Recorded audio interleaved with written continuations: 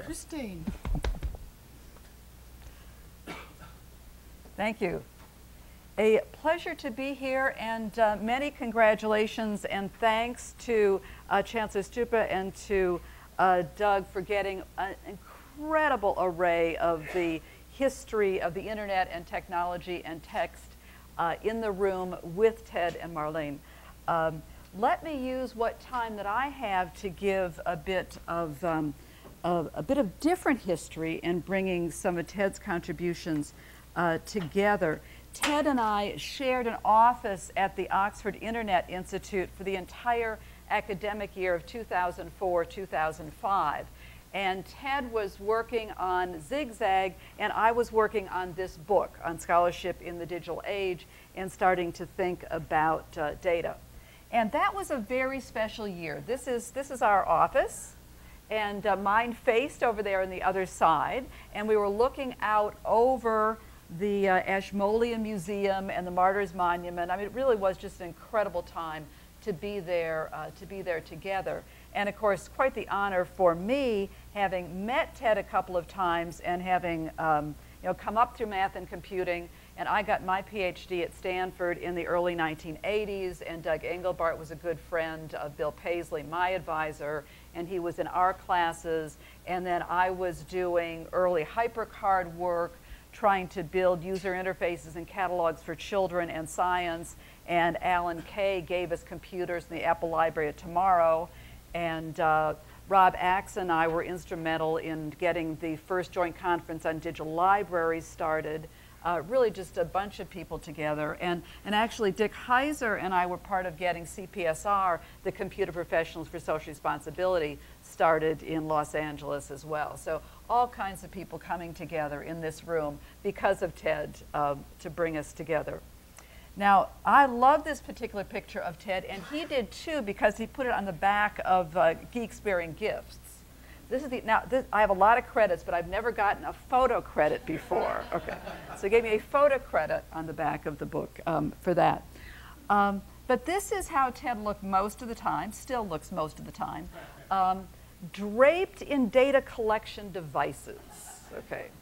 Notice the video, the audio, the multicolored pens, the notebooks, and the various ones on the desk before. And just constantly collecting information about his environment. And you got used to it after a while. And one of the first things that Ted wanted to talk about was metadata. And I remember, so he said, oh, let's talk about metadata. Great. So I started with my spiel, and he says, wait, stop. And pulls the cassette tape out of the pocket, pushes the button, says, Christine Borgman on metadata. And sets it down. Now you can talk. Okay. And we had many talks about metadata, and that's why I thought this was a good one to kind of frame about data, metadata, and Ted, because Ted had so many great ideas, early on, and I want to talk about how they've been manifested in different ways, but also manifested under different terminology and where they have shown up, particularly in the field of information studies, where I have landed and found to be fertile ground for much of my career. So these really are beautiful ideas that have changed science, they've changed the world, and changed the way we think about information and about relationships about information. Now, mind you, this is how the world was organizing information at the time that Ted was starting to draw pictures of personal computers and transclusions and hypertext. And from that, with what most of us grew up with, Ted was drawing these kinds of pictures. So this is from, 1968 for a talk from a slide. And notice it's different kinds of input devices, different kinds of output devices, and thinking about relationships in very powerful kinds of ways. Again, we were all influenced by Vannevar Bush and Paul Ottley and the early thinkers about organizing information.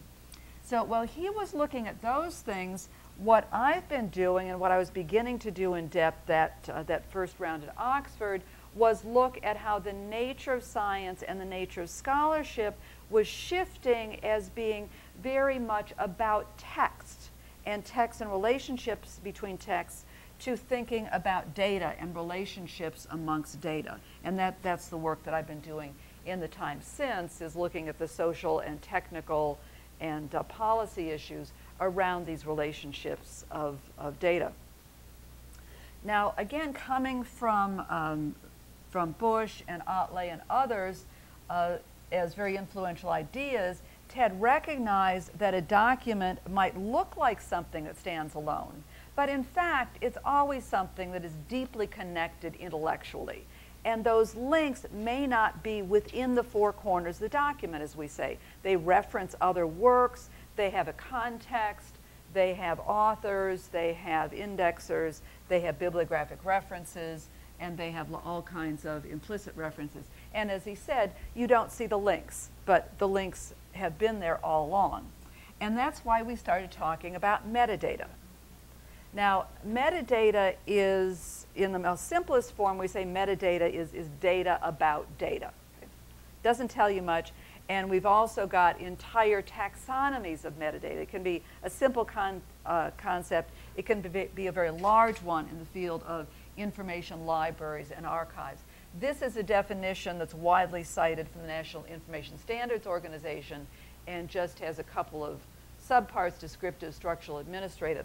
But I think it's important, again, in making the link between Xanadu and Zigzag to say that we've got structured information that we use to explain, to locate, to retrieve, to reuse, or manage an information resource. Now, I also introduced Ted to one of the world's experts on metadata, Ann O'Brien, who is terrific in thinking about where libraries and archives, particularly now she's doing a lot of modeling on Twitter feeds and the web. I think Ann was a little deer in the headlights. She wasn't quite ready to be interrogated quite yet, but even so, we had some very good conversations about metadata with all of us. So this is a very simple form of metadata. And again, this is the metadata that was in those catalogs. And what's important to think about here is that book, the Small is Beautiful. If you take the covers off that book, you throw it in a stack, it's meaningless. You can't find it, you can't make sense of it.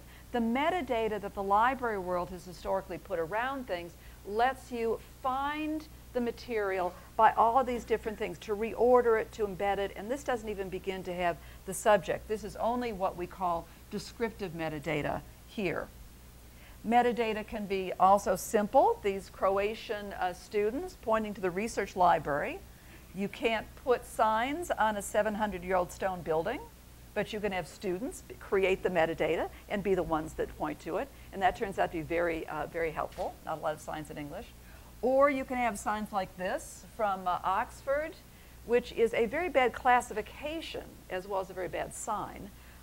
Visitors one way, theoretical physics another, and engineering science in yet another direction. And I particularly like the zigzag of that sign. I got so lost trying to find my way around the building looking for the Zooniverse project that I ended up taking a picture of the sign. I think also what the zigzag structure recognizes is that data and metadata are in the opposite proportion you might think, that it takes a huge apparatus around data, around text, to make sense of it. So even that one book, that one document, you need to have all of these different pointers, the multi-directional links, the different kinds of models to make sense of that bit of data. So I think this is, again, something that Ted acknowledged very early on and that we have built from. Now, text can be kind of ordinary, what we called ordinary, but early on he was showing that these should be multi-directional links. And that was certainly, as Dame Wendy has said, that was a compromise that Tim made, and that was actually very early fights in computer science around structure of, can you support the multi-directional links? It's expensive and complex to do, and as we were saying last night, Ted was trying to solve a much harder problem, and this is still a much harder problem that we've not entirely been able to do. We've been dabbling in this for some time now. This is a paper that from about 4 years ago called from artifacts to aggregations, modeling scientific life cycles on the semantic web. And again, bringing these ideas together. This is a model just of people doing research in sensor networks and environmental sciences to show that you might start the research up here. You had a plan about how you were going to go out in the field. You had to calibrate all those devices. You got field notes, lab notes, you got tech reports. Then you start producing data. You have to clean it up. You have to reduce it. Then you start writing papers, and there are many different versions. To take any one of those documents alone doesn't help you very much. What you need is relationships amongst all of those. So working with RDF triples and a particular layer called object reuse and exchange, where you could build on top of this and make these relationships, and again, get the human and the scientific process back together again. That's a lot of what we've tried to do. Now, similarly, we are trying to do some of this with research objects.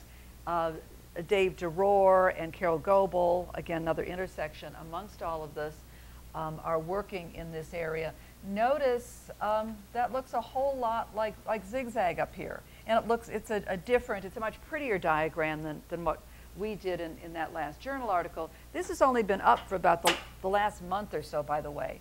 Even though the notion of research object has been around for a while, we've now got really working groups from different fields coming together saying, how do we keep track of these things? How do we deal with provenance? How do we deal with reproducibility? How do we deal with metadata so that you can get all the science back together again in one place? And again, Ted, you were talking about that early on under different terminology. So the notion of transclusion is that you can take a piece of text from one document and you can put it in another document and tie those together again. Well, that's a two-way link, but we need to know where that link came from, and we need to be able to reconstruct it in such a way that we could trust it. And so the trust and the validation is key to this set of ideas. And so you didn't call that provenance. It's not exactly provenance, but provenance is a concept that certainly comes out of the humanities. We have Dan Rosenberg from history is going to talk later about some of this intellectual history that brought us here. Libraries tend to think about provenance as the origin of something, where it came from. The museums, the chain of custody, the Getty Museum has to show who held something, who owned it from the time that it was discovered. But then art historians want to know, where was it created, who touched it, who handled it, what was added onto this object, what was taken away from it over periods of time. We've now, again, WC3, we have a provenance working group. We've got a new set of standards that recognizes that provenance is a multidimensional concept, that we need to have these different threads that come together. And this is this much broader one about quality, reliability, and trustworthiness. If you look at the web as a simple set of links, it's a way to traverse a path. But we need to be able to trust those links in that path. That's really what's critical. And we're finally getting the trust layer, and this is where some of the policy, as well as the people and the technologies, are coming together. Now we have those little layers. Here's our cute little guy from the British Library. I thought you should all see what a provenance record in the library world really looks like.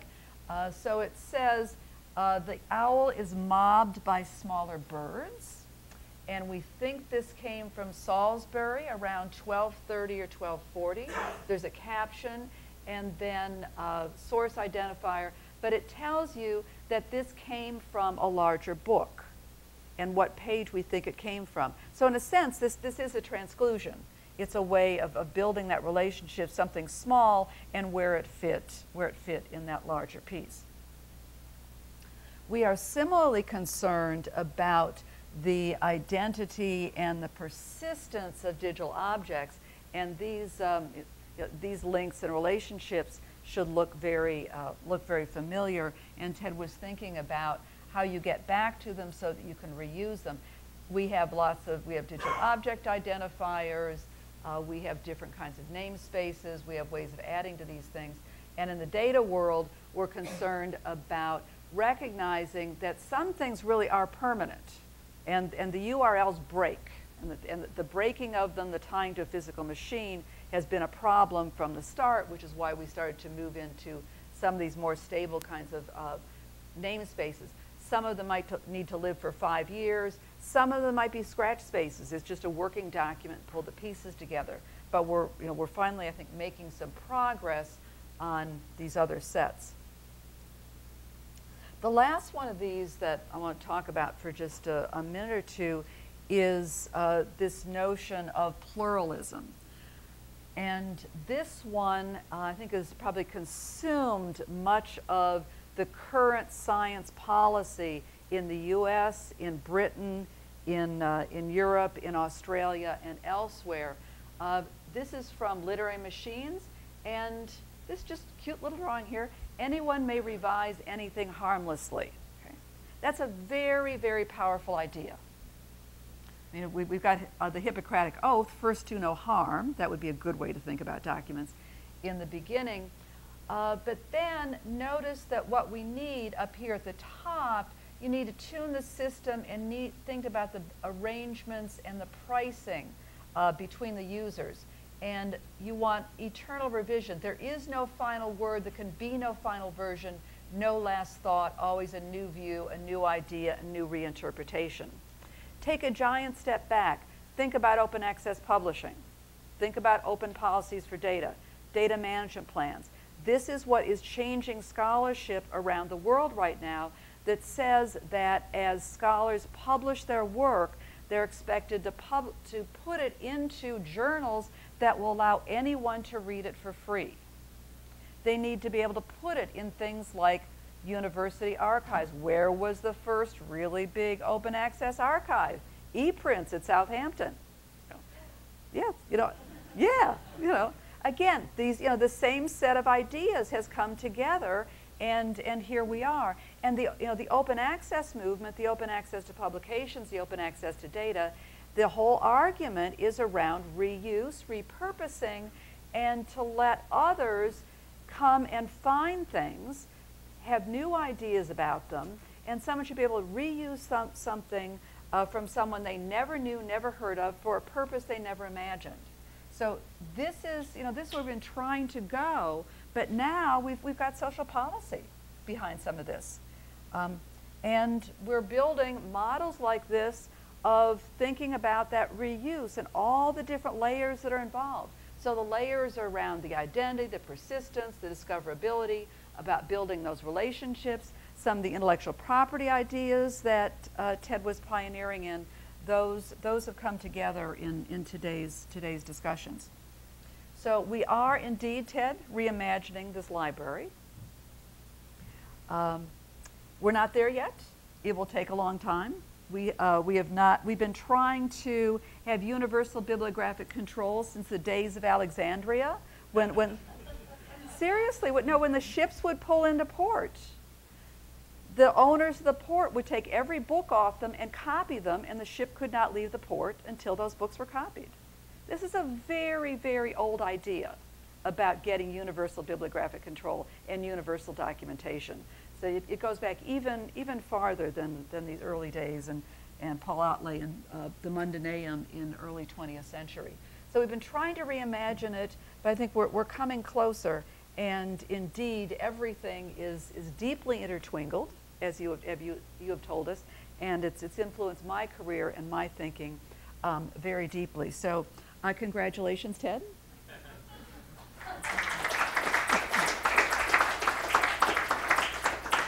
I hope we have some more birthday cakes and candles for you. And this is how the work really gets done in Oxford. Okay.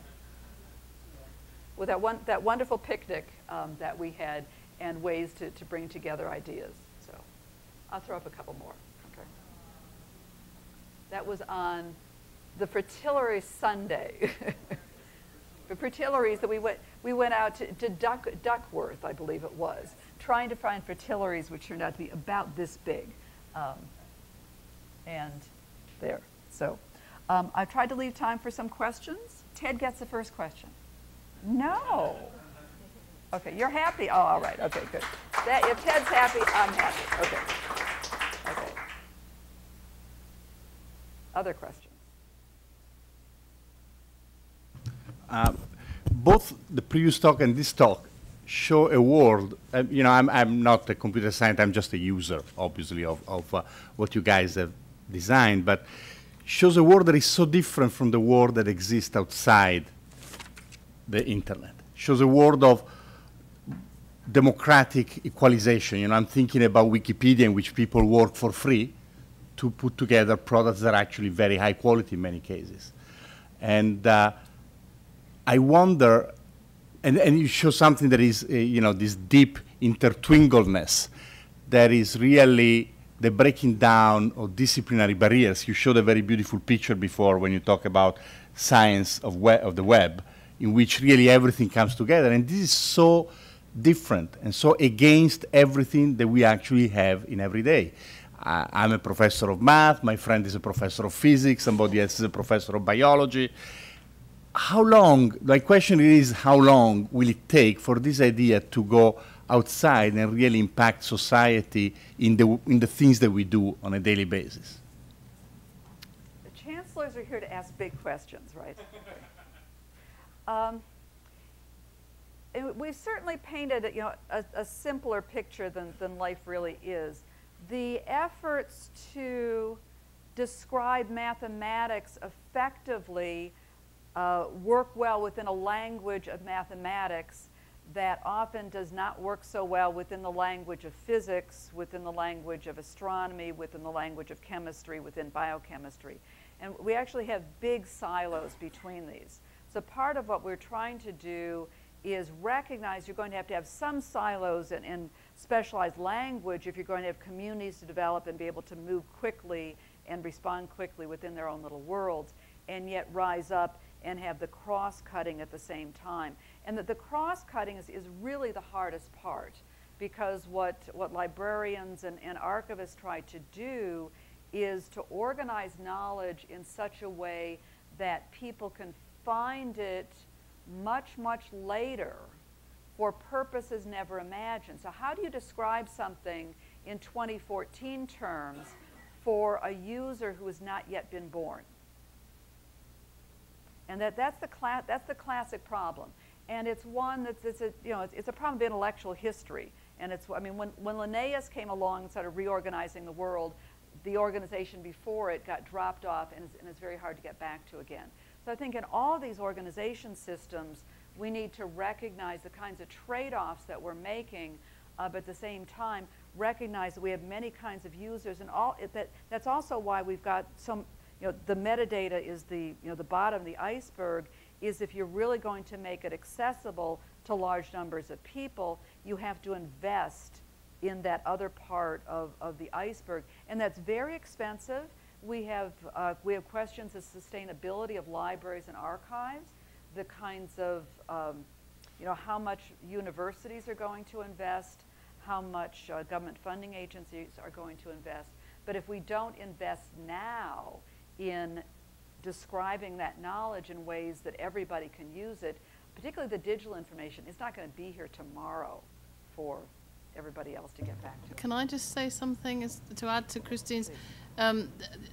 People like yourself are really important in this, because apart from the library role, I have a lot to do with running interdisciplinary PhD programs, and that's really hard. You break down every barrier in a university to have a PhD that's supervised across different disciplines. And I know some universities, I won't name them here, who are trying to do this, so that where the system does not allow them. I mean, our web science students have to have supervisors from 2 different disciplines, and often that's 2 different faculties. And I've just fought the last battle. Our first ones will be graduating this year, and they're all going to graduate at the same ceremony, despite the fact they are registered in different faculties. That's really hard to achieve in a university, and you have to have the blessing of the management in able to achieve that. So, absolutely, and It's also what we call the invisible infrastructure. I mean, a lot of what we've been talking about here is infrastructure and the invisible work, and particularly the information work that goes on. I mean, we look at the field like astronomy, which we've been studying for a while. It looks from the outside as though they have solved some very difficult problems. But in fact, there's a whole machine of people in Strasbourg, France, that goes through every single paper that's published in astronomy and hand catalogs every celestial object that is in those papers and hand ties them back to the data. There's humans that are sitting behind the Chandra and Hubble observatories and the Sloan Digital Sky Survey who are hand cataloging what is in those and every reference to those. The only way you've got all these pieces coming together is this massive amount of invisible work. And that, I mean, that's part of why this is such a hard problem, is parts of it can be automated, but deep parts of knitting them together cannot. And that's an investment that needs to be made in libraries, archives, museums, memory institutions, and information professionals if we're really going to achieve Ted's vision. Thank you.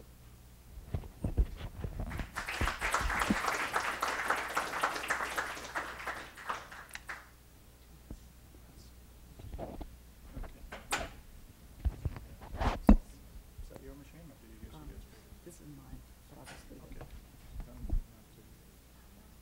Here's all your connections. Is there an audio connection here? Oh, there it is.